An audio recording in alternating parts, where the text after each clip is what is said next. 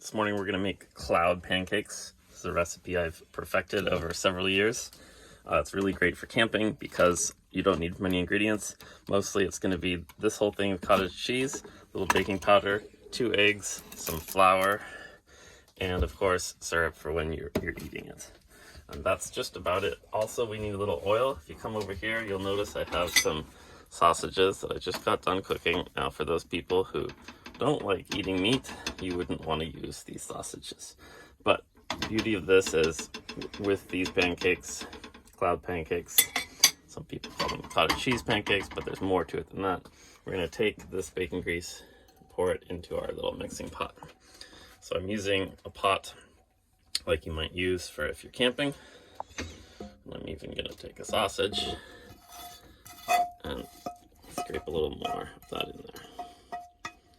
All right, now you'd also want to oil your pan, but in this case, my pan already has oil. This is where the pancakes are going to eventually go. It's really important to have a really good oil in the pan, otherwise the cottage cheese in the pancakes sticks to the pan.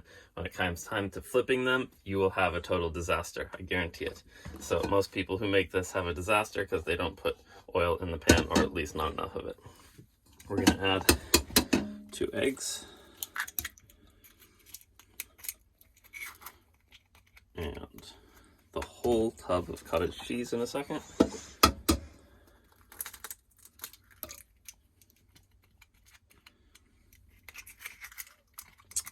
This is a great meal, like I mentioned, for camping and that kind of thing, because it doesn't require a lot. You can actually keep this out overnight and it's still going to be fine, even if it's not refrigerated, if you're hiking in. So we're going to just put the whole thing in there. Minimal trash as well, because you're just going to use the whole thing. Let's see if we can get a fork and clean it out in there. Nice. All right.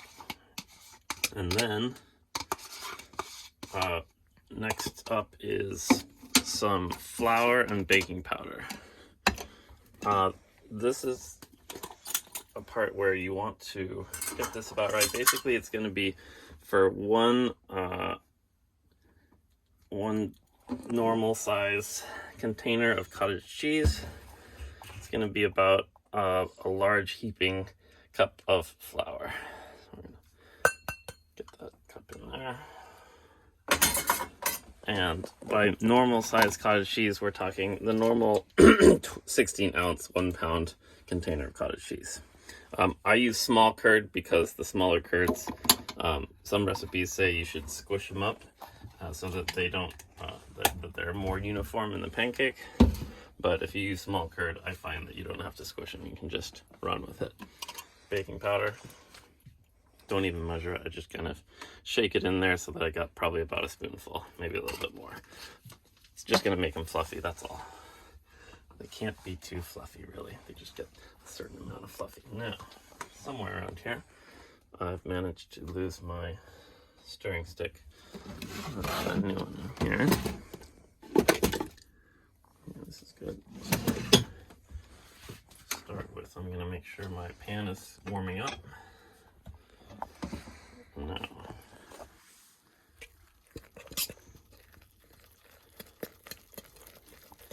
Now you want them not too thick, and this is going to be too thick because the one thing you add last is some milk, and you add the milk to basically make it the right consistency. As you can see, this is a very thick consistency right now. So we're going to grab some milk.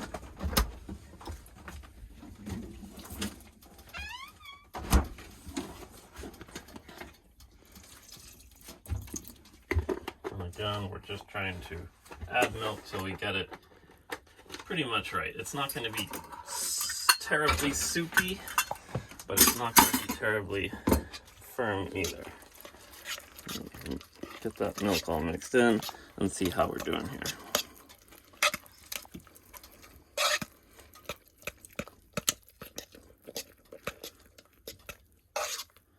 That's actually looking pretty good. You want it to be a little bit firm, but not super. And we want to add a little more oil. We did add that little bit of oil to the bottom. We're going to add about 1/4 to 1/3 of a cup, maybe. Well, sometimes I usually don't measure it, but for the sake of the video, I'm going to take 1/3 of a cup here and put just about 1/3 of a cup in. Again, this is really important because without the oil, they will stick and you'll be like, I'm never making this recipe again. This was a disaster. It would stick to my pan and it took me 5 minutes or 10 minutes to clean my pan.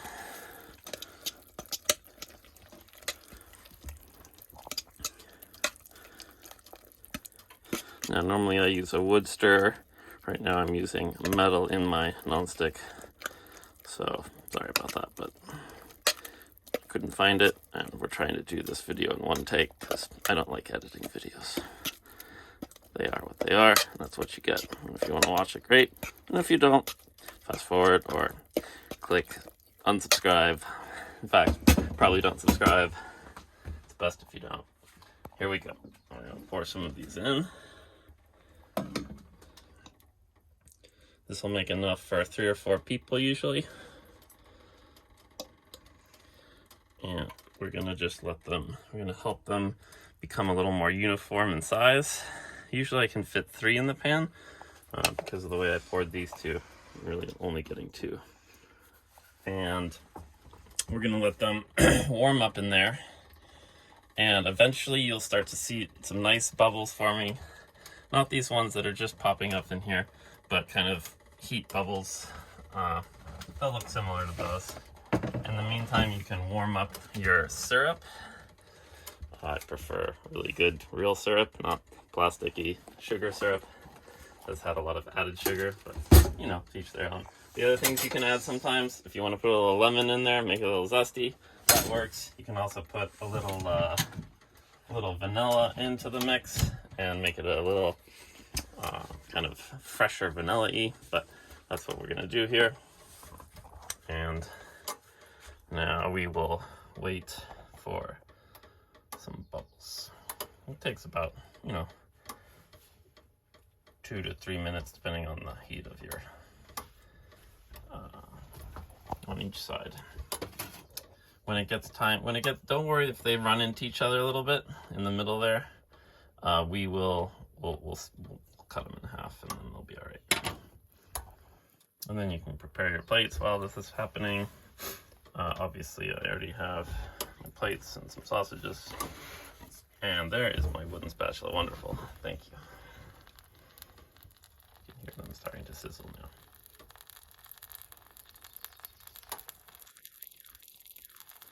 So right now we're seeing the bubbles around the edge here. Eventually we'll see some nice big deep bubbles in the pancakes themselves. And that is if you don't have the heat on super hot. If you have the heat on super hot, you might burn the bottoms of them before it's time to turn them over, so you don't want that. You want them to cook fairly evenly through. So don't put it on super hot heat, otherwise, yeah, you're gonna end up with burnt pancakes on the outside and not so much done on the inside.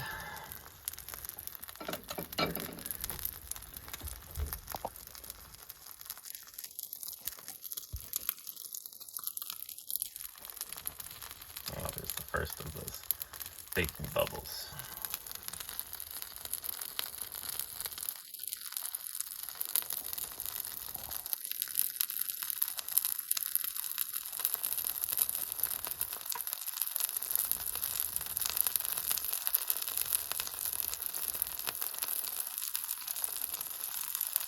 You see they start to develop more often.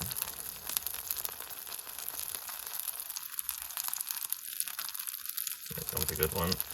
And it goes. There we go.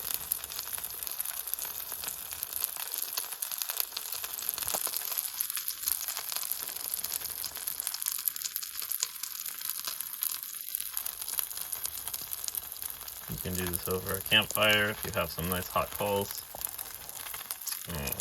Or of course, kind of a little propane stove works great too. Again, just really key to not have them stick to the bottom of your pan.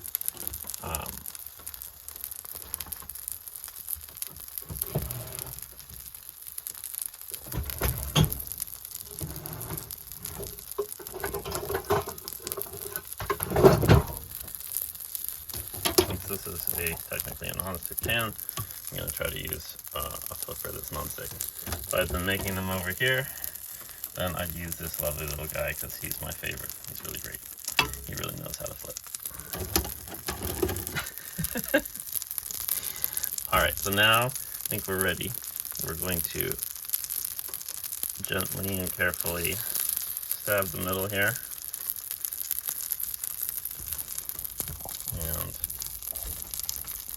And then, let's see if I can do this. I try to grab it on one side, and they are still pretty delicate, so they need to have them go a little bit longer. But what happens is, once they're solid enough, we can get underneath it and flip it.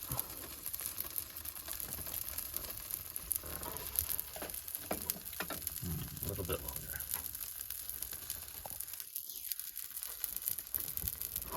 Also, don't forget you can manipulate the pan itself.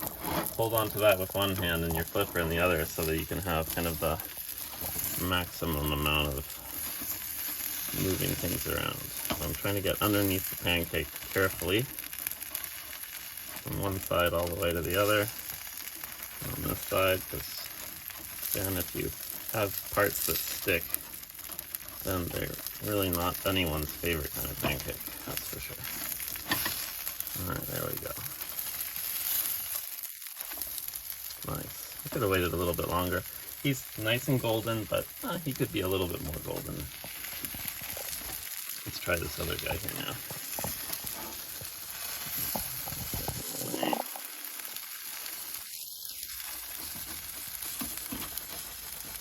And there we go.